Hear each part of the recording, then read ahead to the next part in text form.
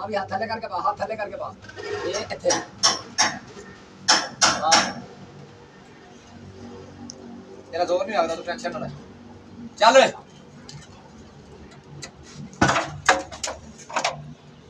थोड़ा गैप हाँ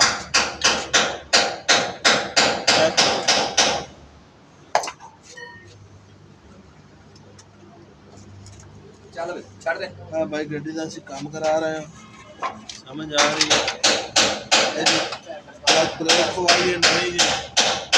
जोरे का ढेर लवा बैठे हैं क्योंकि तुम पता है जिस टाइम जोर लगता है ना तो कई नुकसान होते हैं। सूरत हाल हूँ चेक कर सकते हो दाने तो ओके हो खड़ी है। साढ़े तले उस्ताद बैठे बड़े काबिल उस्ताद उस्ताद शूटर साहब जेड़े बंदे तमन्ने उस्ताद